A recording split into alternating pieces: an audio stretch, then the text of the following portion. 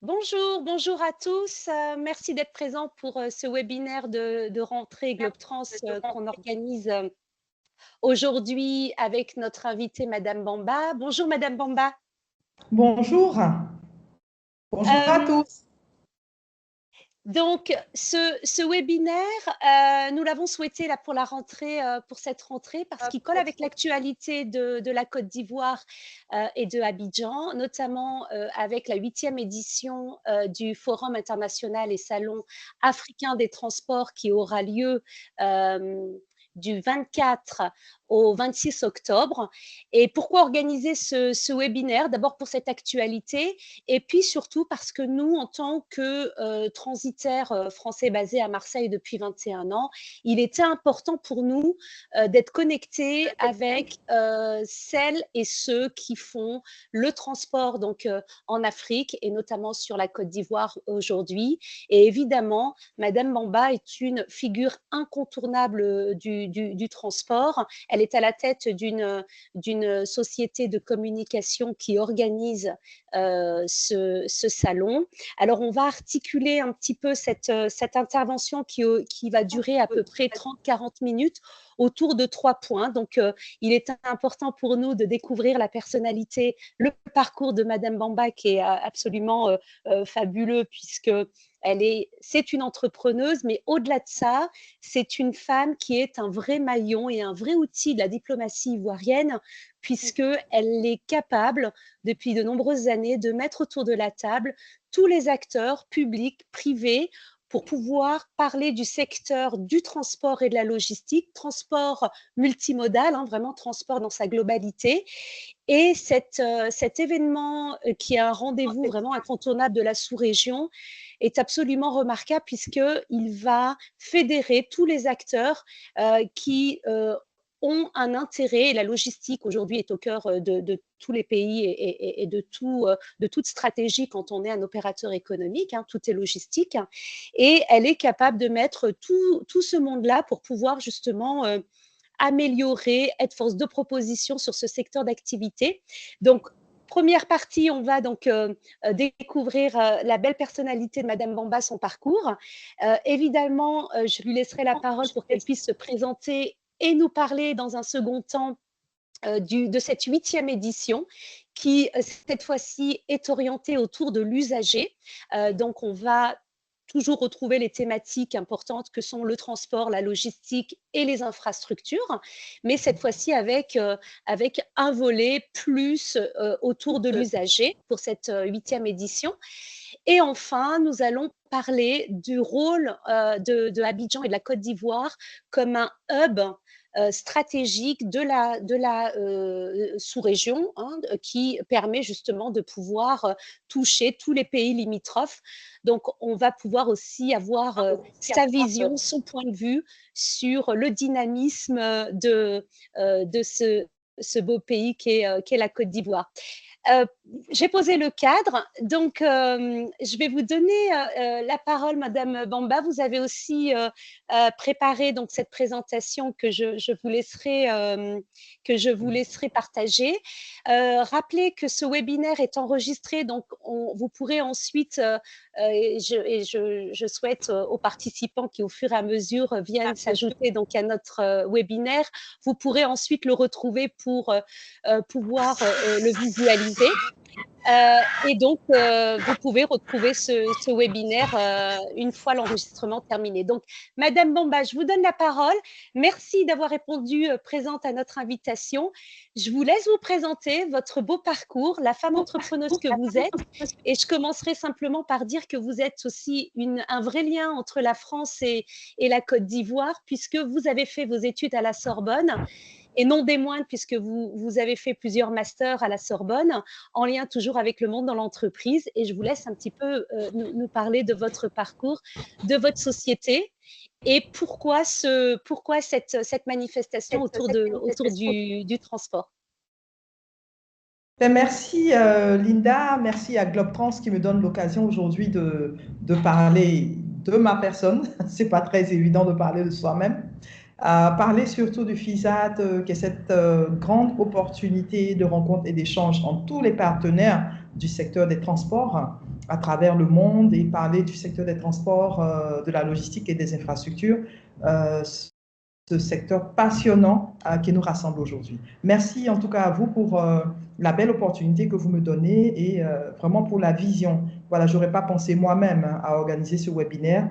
Merci beaucoup et puis merci pour votre diligence et votre disponibilité dans la préparation de ce webinaire. Ceci dit, je vais donc commencer. Je suis Magnati Bamba, directrice générale d'Africa Transtour et commissaire générale du Forum international et Salon africain des transports. J'ai 47 ans, le 24 décembre 2024. Voilà, ne me jugez pas, 24 décembre 2024. 47 ans, voilà. Ça veut dire que en tout cas, pour la plupart des gens, je dois être une grande fêtarde. Je ne m'en cache pas d'ailleurs, mais en Marquer fait, l'histoire, c'est pour marquer l'histoire. voilà, voilà. Voilà, je suis un peu passionnée dans tout ce que je fais. C'est surtout ça que ça démontre le 24 décembre. Passionnée dans le travail, dans tout ce que je touche. Et donc, ça veut dire que j'ai intérêt à ne pas faire de vilaines choses, parce que sinon, je serais aussi passionnée dans tout ça. Alors, qui suis-je? Je débute ma carrière depuis le mois de mai 1900. Pardon, j'ai là une faute de frappe, évidemment. Début de carrière en mai 1999, quand même, au sein du groupe Fibaco Ivoire en Balle de l'Agacan. Voilà, le groupe IPS, je commence en tant qu'assistante commerciale. Ça veut dire que je n'ai pas toujours été une communicante. Donc, je change de programme de carrière seulement en 2004, avec un premier poste en agence de communication en qualité de chef de publicité senior. Je rentre dans le monde des médias parce que, comme je vous le dis, lorsque j'arrive dans un secteur, je touche absolument à tout dans ce secteur. Donc, de la publicité, je fais mon entrée dans les années 2007 au sein du monde de la presse, notamment au sein de l'Union nationale des journalistes de Côte d'Ivoire. J'y ferai 6 mois en 2007. Et pendant ces 6 mois, je suis repérée par le ministère des Transports et débauchée pour être chef de service communication dans le dit ministère. Et depuis, ce sont des allers-retours entre les ministères, notamment à 2 reprises au ministère des Transports et une fois au ministère en charge de l'emploi des jeunes. Voilà, donc je me qualifie comme une régleuse de ce problème parce qu'en général, je suis attirée dans des départements ministériels ou des administrations où il y a des problèmes à résoudre, en général pour avant-hier, des problèmes urgents et importants. Voilà, donc j'estime que je suis une régleuse de problème. Je suis quand même modestement bonne à ça et je m'y consacre avec beaucoup de plaisir. Alors, je crée Africa Transtour et le FISAT en 2009, au sortir de ma première expérience au ministère des Transports. Et voilà, comme je vous disais, je suis très engagée. Et voilà, je rencontre au ministère des Transports un secteur des transports sinistré, malheureusement, à l'époque. On parle des années 2006 à 2008, où je suis au ministère des Transports. Un potentiel incroyable, mais pas de route en Côte d'Ivoire, pas d'infrastructure routière notable. Les ports qui ont beaucoup de difficultés. Pour la petite histoire, nous avons 2 ports à Abidjan, en Côte d'Ivoire, pardon, le port d'Abidjan et celui de San Pedro, qui malheureusement ne sont pas au plus beau jour de leur capacité. Des chemins de fer vétustes à l'époque, donc tout un tas de problèmes. Et voilà que ça m'interpelle, moi, la régleuse de problèmes. Magnati Bamba, c'est aussi une personne qui est férue d'études et de formation. Donc, je suis, vous le disiez tout à l'heure, titulaire d'un double MBA et d'un master. Je suis, avant tout ça, titulaire d'un DESS en communication. Et au-delà de tout ce que je fais aujourd'hui à Africa Transtour, au-delà du FISAT, nous avons des événements économiques pour la plus grande partie de nos événements, notamment dans le secteur des mines, dans le secteur de l'énergie, dans l'accompagnement des entreprises tant privées que publiques, dans le lobbying pour le compte du gouvernement, des organisations qui concernent des rencontres économiques de réflexion, voilà, notamment la coopération, la diplomatie économique, la mise en relation d'affaires, la négociation commerciale pour tout ce qui est institution privée comme institution publique. Et j'aime beaucoup cette citation-là de Winston Churchill qui dit « Tout le monde savait que c'était impossible à faire ». Puis un jour est venu un homme qui ne le savait pas et il l'a fait. Voilà, j'aime bien être guidée par cette citation de Winston Churchill parce que ça me démontre le monde des possibles en fait. Tout est possible à qui ose en fait finalement. Et je me dis pourquoi pas nous, pourquoi pas moi, femme et africaine, chef d'entreprise, quelquefois actrice du secteur public, pourquoi pas moi oser au service de mon pays, au service de mon continent, au service finalement de l'humanité tout entière. Voilà, c'est peut-être un peu grand comme vision, mais justement, il faut voir très, très grand pour arriver à faire le minimum. Alors, le FISAT, créé donc en 2009, le FISAT va venir régler les problèmes en fait que nous décelons à l'époque. Donc, les problèmes de grandes opportunités du secteur des transports, mais de limites finalement de ces opportunités-là, alors même que les enjeux sont nombreux. On parle quand même d'une région de la CEDEAO qui se veut connectée et interconnectée, où on parle de libre circulation de biens et de personnes. On parle aujourd'hui de 400 millions de personnes qui vont doubler à l'horizon 2050. Donc, un doublement de population dans peu de temps. 2050, c'est déjà maintenant, mais avec beaucoup d'enjeux, beaucoup de défis. Donc, justement, de libre circulation, de création et de valorisation, d'entretien surtout des infrastructures, tant routières, autoroutières, que ce soit les infrastructures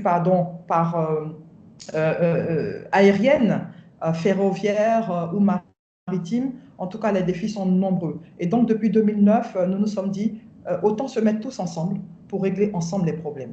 Voilà, parce qu'il ne s'agit pas de tout régler à Abidjan et de s'arrêter à la frontière sud, qui est la frontière du Ghana. À ce moment-là, on n'aura rien fait du tout parce que le problème va se poser à nouveau du Ghana jusqu'à la frontière du Togo, ainsi de suite. Voilà, et voilà pourquoi nous avons tenu à mettre en place le FISAT, qui est finalement un espace d'échange, de partage de tous les professionnels, de tous les décideurs, parce qu'on sait que l'Afrique, c'est très politisé. Donc, mettre finalement en cohésion, mettre en place cette synergie d'action entre les acteurs publics, privés, entre les administrations, les ministères et tout ce qui compte en fait. Et même la population, surtout la population, qui est l'utilisateur final de tout ce que nous mettons en place comme politique, comme stratégie et comme instrument. Et depuis lors, donc de 2010 jusqu'à 2023, nous avons 7 éditions organisées avec succès, tant à Abidjan qu'à Rabat, où la 4e édition va se dérouler en 2015, sous le haut patronage et la présence effective de M. Ben Kiran, à l'époque Premier ministre du Royaume du Maroc. La 7e édition, donc la toute dernière en date, s'est tenue du 29 novembre au 1er décembre 2023. Donc l'année dernière, en présence d'importantes personnalités, nous avons eu la chance d'être accompagnés par le gouvernement ivoirien à son plus haut niveau. Le Premier ministre, son Excellence, M. Robert Begré-Mambré, nous a honorés de sa présence à la cérémonie d'ouverture. Il était accompagné du président de la commission de la CEDEAO, qui est notre commission régionale, qui regroupe donc 14 pays, d'une forte délégation de l'Union économique et monétaire ouest-africaine, d'invités venant de partout de l'Afrique et aussi de l'Europe.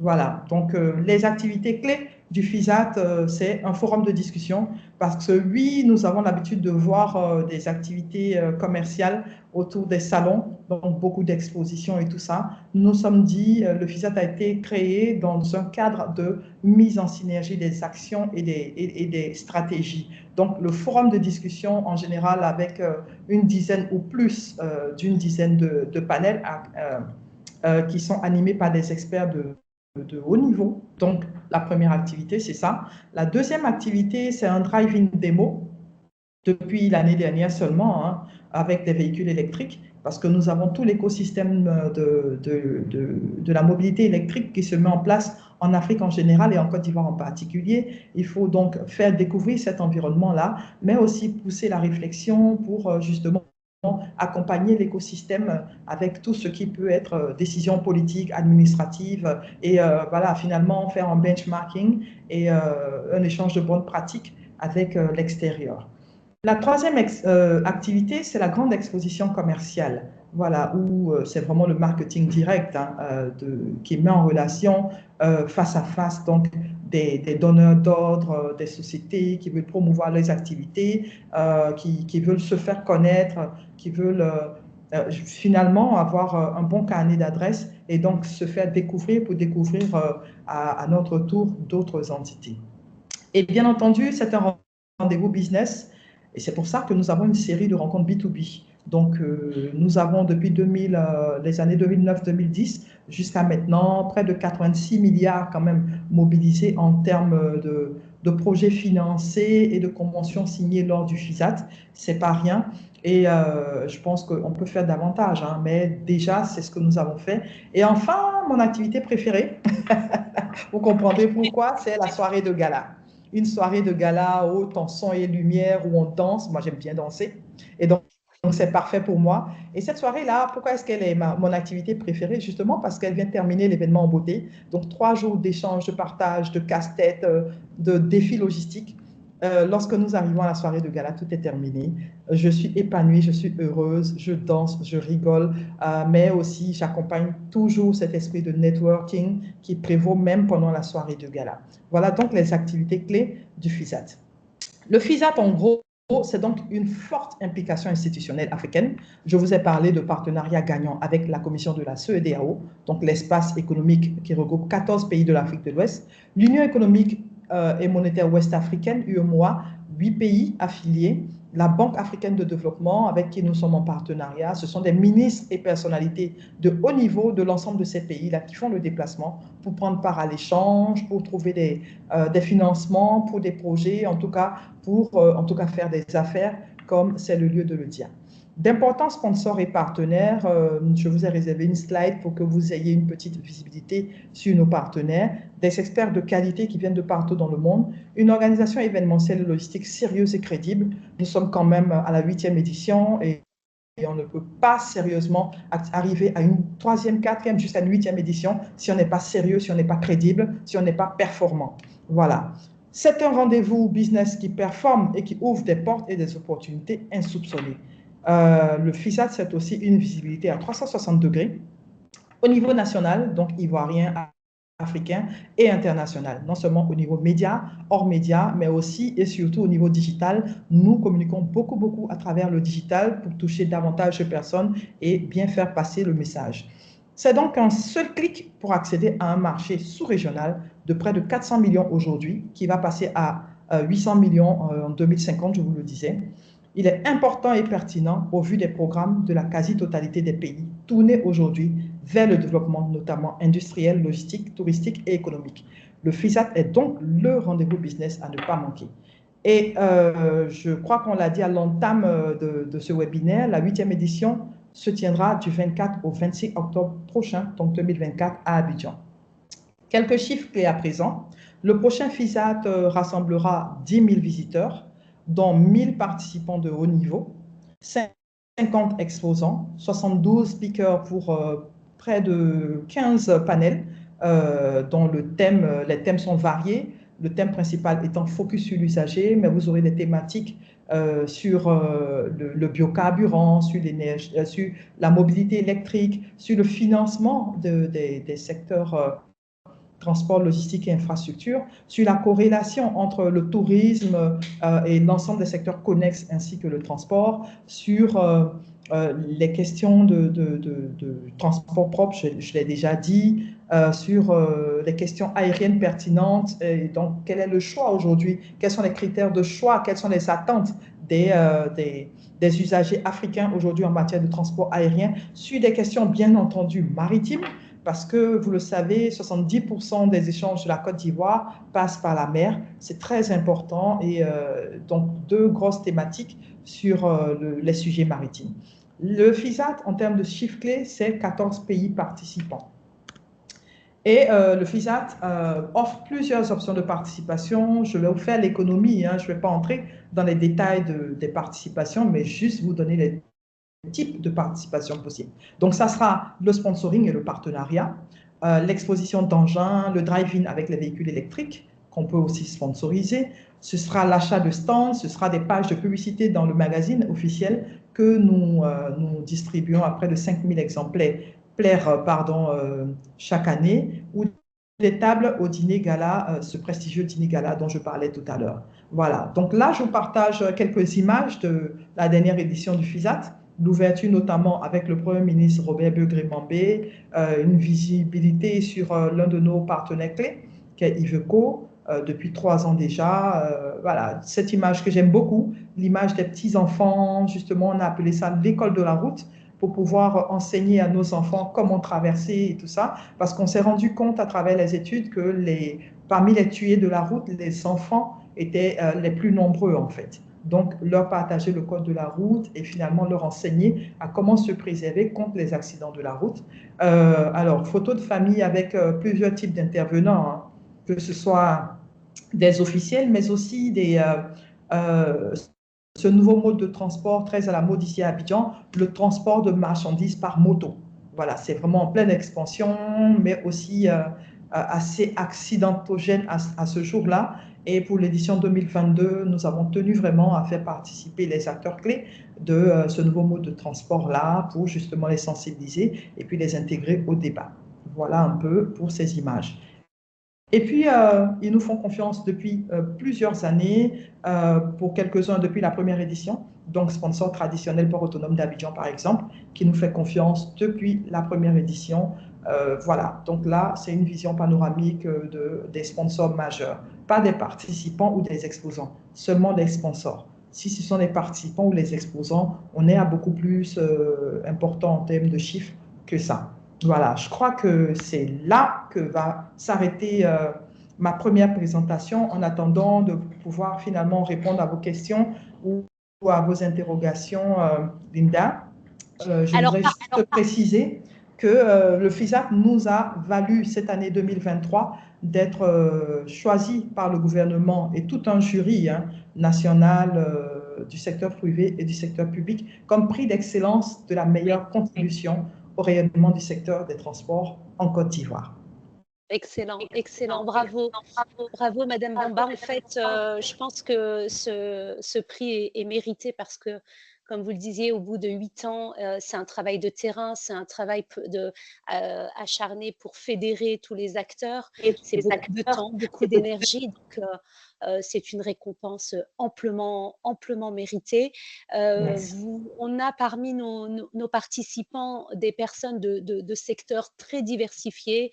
On a des transitaires, on a des entreprises, des chargeurs, des importateurs, des exportateurs, on a des gens du monde de la finance, je vois parmi les participants. On a des opérateurs français aussi qui sont présents et nous, en tant que transitaires français, on est là aussi pour donner de la visibilité à ce salon auprès des opérateurs français. Ce qu'il y a Oui. aussi de remarquable avec ce que vous avez fait une présentation absolument complète et qui permet d'aborder en fait un bilan extraordinaire et puis toutes les orientations en fait de ce salon. Ce qui est intéressant aussi, c'est que vous avez un comité scientifique aussi dans l'organisation de ce salon qui permet d'édition à édition de réfléchir aussi sur un certain nombre de thématiques. Et dans votre comité scientifique, on a quand même des personnalités de haut rang avec des expertises de très haut niveau, donc notamment des représentants du ministère des Transports, mais également donc le président de l'APEM qui est également présent. On a des personnes aussi du port autonome de Abidjan. Donc l'idée, c'est vraiment aussi de se dire qu'entre 2 éditions, il y a un travail de fond, de réflexion, avec l'objectif toujours de se dire: «Qu'est-ce qu'on peut améliorer? Qu'est-ce qu'on peut perfectionner, justement, dans le secteur du transport et logistique?» N'hésitez pas à poser vos questions, chers participants, si vous avez des questions, soit liées à l'organisation, soit spécifiques donc au parcours de madame Bamba, donc n'hésitez pas. Peut-être nous donner quelques mots sur la prochaine édition. Elle est autour des usagers. Donc, Oui. qu'est-ce qui est prévu justement? Quelles est en fait les orientations qui vont être mises en avant pour cette 8e édition autour de l'usager? Oui. Alors, merci hein, Linda pour ces précisions. Effectivement, le comité scientifique, on tient en tout cas à ce que ce comité scientifique-là soit toujours, ait vraiment une valeur ajoutée parce que pour que tout le monde le sache, nous faisons l'honneur et le devoir, je dirais, de produire chaque année un rapport scientifique de l'ensemble des échanges. Et ce rapport-là est remis en haut lieu à tous les différents gouvernements qui le demandent, mais surtout au gouvernement ivoirien. Alors, avant de commencer à vous parler du cadrage scientifique, je voudrais vous rappeler hein, l'intérêt de la plateforme logistique d'Abidjan et par ricochet du fait pour lequel, de la raison pour laquelle, pardon, nous tenons à organiser le FISAT à Abidjan. Alors, Abidjan, pour moi, j'ai appelé Abidjan la capitale des transports. Pourquoi?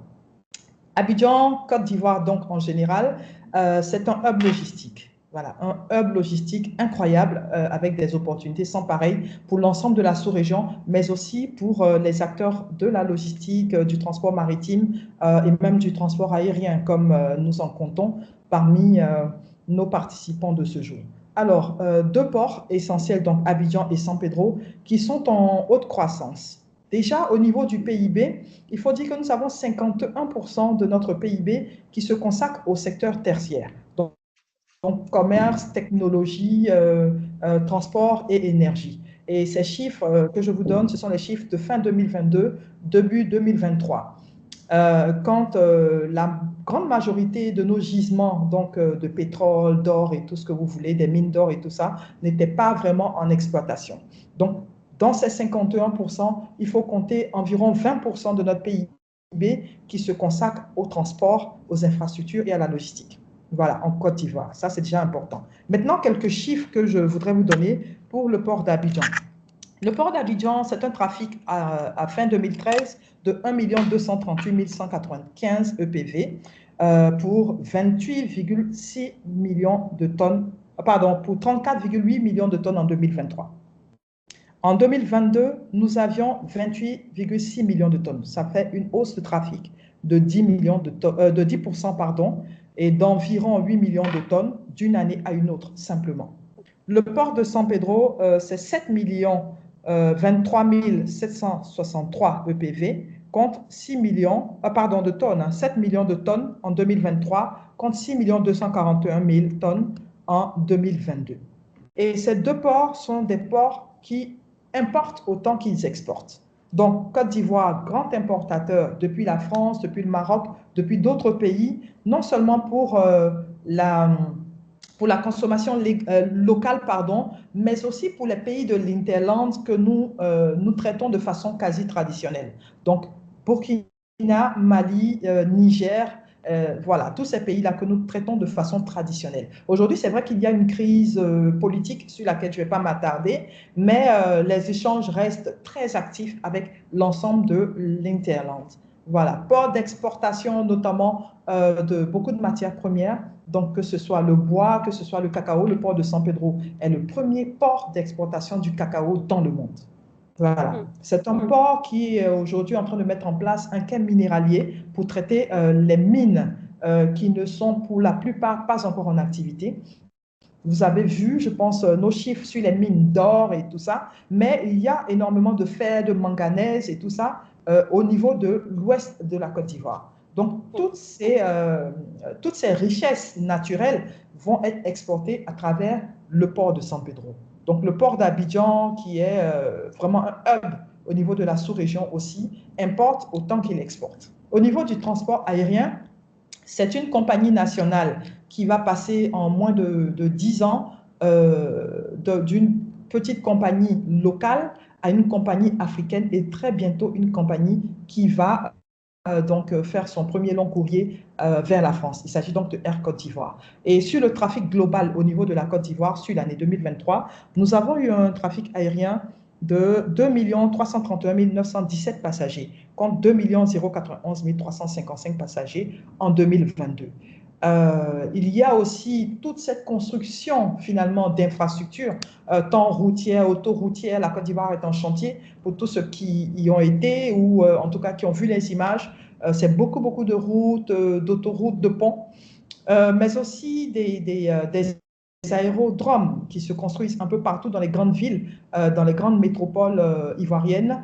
C'est aussi des plateformes logistiques. On va vous parler par exemple du port sec de Ferké, qui est proche de la frontière nord, justement pour traiter tout ce trafic vers l'Interland et aussi le trafic de retour de l'Interland vers l'extérieur. Donc, c'est vraiment beaucoup, beaucoup d'opportunités. Voilà pourquoi moi, j'appelle Abidjan la capitale des transports. Et c'est pour ça que le FISAC est aujourd'hui une grande opportunité pour tous ceux qui veulent travailler, non seulement avec la Côte d'Ivoire, mais avec l'ensemble de la sous-région ouest africaine et au-delà. Voilà, donc ça c'était important de le dire. Au niveau du cadrage scientifique, je vous le disais, le thème principal cette année, c'est transport, logistique et infrastructure, focus sur l'usager. Alors, je vais vous donner un certain nombre, quelques thématiques quand même pour répondre à votre question. Donc, 3 jours de travaux et de panels. Voilà, donc des panels, des focus de nos partenaires sur des produits types, etc. Et voilà, sur les thématiques, la thématique principale viendra mettre en lumière la nécessité de mettre l'usager au cœur des transports, tant dans le secteur public, donc les prises de décision, les stratégies nationales ou internationales, mais aussi au niveau du secteur privé, que tous les services finalement soient tournés vers l'usager, parce que finalement nous travaillons tous et toutes pour l'usager. En termes de thématiques, nous aurons un thème sur la sécurité routière, toujours dans le sens de la protection des populations. Les défis de la connectivité, ça c'est le deuxième thème. Passer des routes aux corridors de développement. C'est extrêmement important quand on sait qu'aujourd'hui, les routes sont des vecteurs, des vraies niches de croissance économique. Donc, il faut les exploiter de la meilleure manière. Et donc, il ne s'agit pas aujourd'hui de juste emprunter des routes, mais que finalement, ce soit des corridors, des vrais corridors de développement entre les différents pays. Le transport multimodal, attractivité et faisabilité. Donc, thématique d'actualité, ici en Côte d'Ivoire précisément, nous avons le métro qui se met en place. Nous avons tous les modes de transport lagunaires.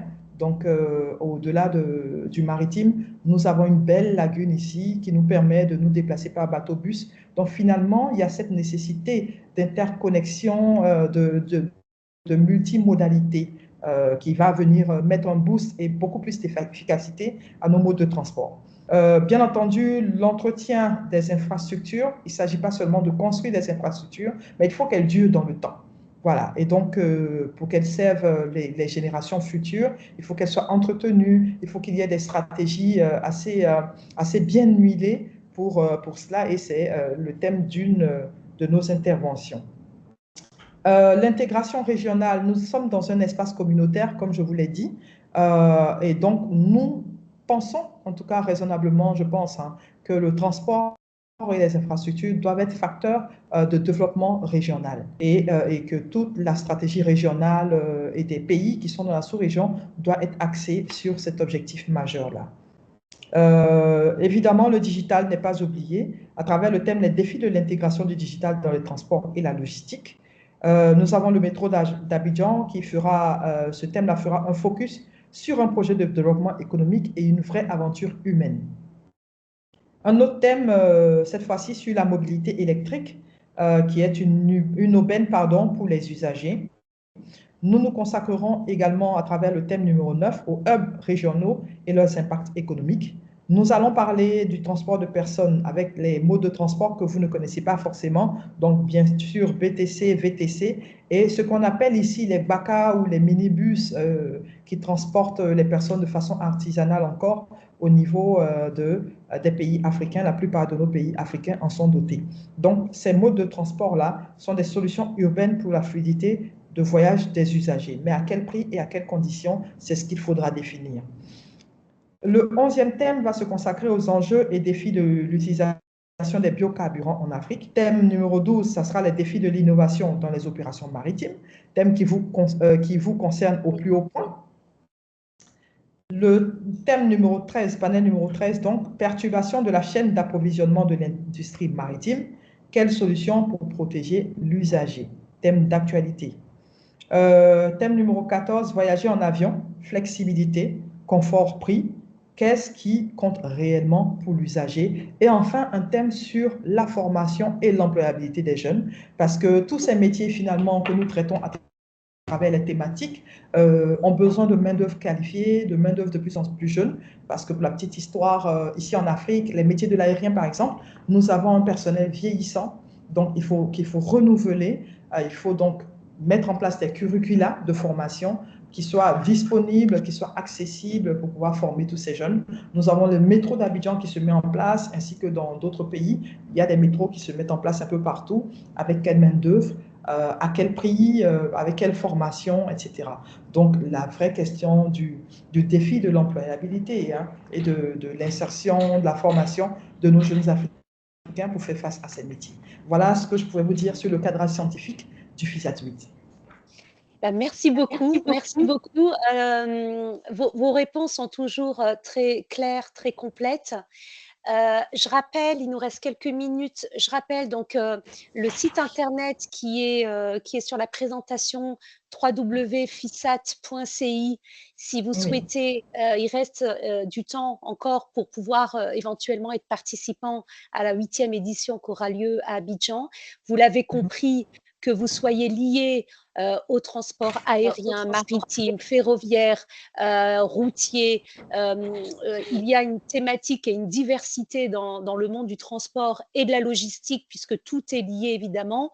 Que forcément, quel que soit l'opérateur, public, privé, vous allez y trouver des éléments de réponse, vous allez y trouver des éléments de réflexion. Vous allez y trouver du networking et des contacts, puisque, comme l'a rappelé Madame Bamba, et vous avez compris aussi sa personnalité à mettre en lien, et c'est ce qui est vraiment d'intéressant, c'est qu'elle est capable de fédérer tous les opérateurs. De la même manière, n'hésitez pas à visiter ce salon ou encore mieux à y participer, puisque vous y trouverez tous les acteurs publics, privés, en lien de près ou de loin. On n'a pas parlé des sous-traitants, mais beaucoup de sous-traitants aussi sont présents lors de ces rendez-vous, lors de ces salons. Donc, n'hésitez pas. La dimension sous-région, effectivement, la CEDEAO, c'est 15 pays. Vous l'avez très bien rappelé. Aujourd'hui, on parle de 400 millions d'habitants. À horizon 2050, ça va doubler. Ça veut dire que la croissance économique, elle est dans notre région du monde. Que ça soit aussi sur la partie digitale, forcément, ça va toucher aussi le transport et la logistique. On y trouvera aussi des propositions d'outils, des propositions de réflexion. On parle d'intelligence artificielle aujourd'hui, comment l'IA va être aussi intégrée dans les réflexions, et je sais que c'est un sujet aussi qui vous tient à cœur. L'employabilité des jeunes. Voilà, c'est des sujets tellement importants qui concernent aussi la croissance et qui contribuent à la croissance et au développement extrêmement rapide. Hein. On a la chance d'être sur un continent qui est un des rares qui a une forte croissance. Vous avez donné des chiffres par rapport aux containers, enfin au transport de marchandises, que ce soit à l'import ou à l'export, qui ont une croissance à 2 chiffres, ce qui est absolument exceptionnel, avec aussi une population jeune. Donc, évidemment, derrière, préparons-nous aussi à préparer en fait tous les volets de la société par le transport et la logistique, qui sont des secteurs stratégiques. Dans tous les cas, on partagera évidemment la présentation de Madame Bamba. Je suis, en ce qui me concerne, à votre disposition. Si vous souhaitez avoir les coordonnées directes, vous les retrouvez de toute façon sur la présentation de Madame Bamba, toute son équipe que je salue. Je sais que vous avez une équipe formidable derrière vous pour faire en sorte que le jour J, pendant ces 3 jours, c'est beaucoup d'énergie, c'est beaucoup de travail. Donc, on salue, et je sais que vous êtes très proche de votre équipe. Donc, on salue aussi votre équipe. Donc, rendez-vous le 24, 25, 26 octobre à Abidjan. Je remercie chacune et chacun des participants d'avoir été présents. Je vais vous donner le mot de la fin, Madame Bamba aussi. Merci beaucoup, Déborah, pour ton message. Déborah, donc, qui se trouve à Dakar, qui est aussi une professionnelle du transport sur toute l'Afrique. Donc, merci à chacune et chacun. Globe Trans, on est sur Marseille depuis 21 ans. on a pour vocation aussi de nous rapprocher des opérateurs ivoiriens pour leur apporter et défendre leurs intérêts en matière de transport maritime. Donc, n'hésitez pas aussi à faire appel à Globtrans et toute notre équipe pour ça. Mais évidemment, on est surtout là pour être connecté avec des opérateurs comme Madame Bamba et montrer que c'est là-bas que ça se passe. C'est dans des villes comme Abidjan, qui est effectivement un hub incontournable, qu'il y a des choses à faire. Donc, on compte sur votre présence le 24, 25, 26 octobre. Merci beaucoup à tous. Et je vous laisse le mot de la fin, Madame Bamba. Merci à tous. Merci, hein, merci Linda pour cette brillante présentation, pour tout le dynamisme dont nous avons pu bénéficier pendant ce webinaire. Voilà, c'est peut-être trop court. Je suis peut-être quelqu'un aussi qui parle trop. Voilà. En tout cas, j'espère avoir répondu à vos interrogations et voilà, je voudrais encore réaffirmer que le FISAT, c'est vraiment un rendez-vous par excellence. Voilà, c'est pas pour rien que nous sommes à 8 éditions malgré la Covid. L'année de reprise Covid était peut-être la plus belle année. Voilà, au moment où on pensait que tout le monde s'était démobilisé, nous avons été convaincus du contraire. C'est pour vous dire que le FISAT aujourd'hui rassemble toute cette intelligentsia finalement du secteur des transports, de la logistique et des infrastructures, mais aussi de tous les secteurs connexes, parce que nous avons le même objectif. Il faut développer l'Afrique, développer de la bonne manière par de bonnes niches de croissance. Donc, notamment, le transport, c'est une excellente niche de croissance. C'est l'une des meilleures dans nos pays africains, nos pays qui sont vraiment en train d'aller vers un développement harmonieux et durable. Donc, pour moi, c'est maintenant qu'il faut prendre sa place. Prendre sa place auprès de nos personnalités, de tous ces ministres qui viendront de l'ensemble de la sous-région ouest-africaine, de toutes ces commissions régionales, de tous ces décideurs tant du secteur public que du secteur privé, surtout du secteur privé parce qu'il y a tellement de choses à faire. Il y a une grande vision aujourd'hui des différents gouvernements. Cette vision, elle est mise en œuvre par le secteur privé. Donc, je pense que je vais vous inviter à ne pas vous laisser compter le développement de l'Afrique et de venir y prendre votre place. Voilà, il y a de la place pour tout le monde, mais il n'y a pas de la place pour longtemps. Donc, il faudra venir maintenant, il faudra venir déjà au FISAT et on va construire l'Afrique ensemble. Merci, merci à tous, merci à Globtrans et Globtrans, merci à vous pour votre vision innovante qui nous permet aujourd'hui de prendre la parole. Merci à tous et le commissaire général reste à votre disposition. Et on partagera la présentation évidemment à tous les participants. Et je vous donne, quant à vous, rendez-vous donc pour le prochain webinaire qui aura lieu le mercredi 11 septembre. Et on va recevoir aussi une grande dame. Je sais que c'est quelqu'un que vous appréciez aussi énormément puisque c'est Christiane Oin-Traoré.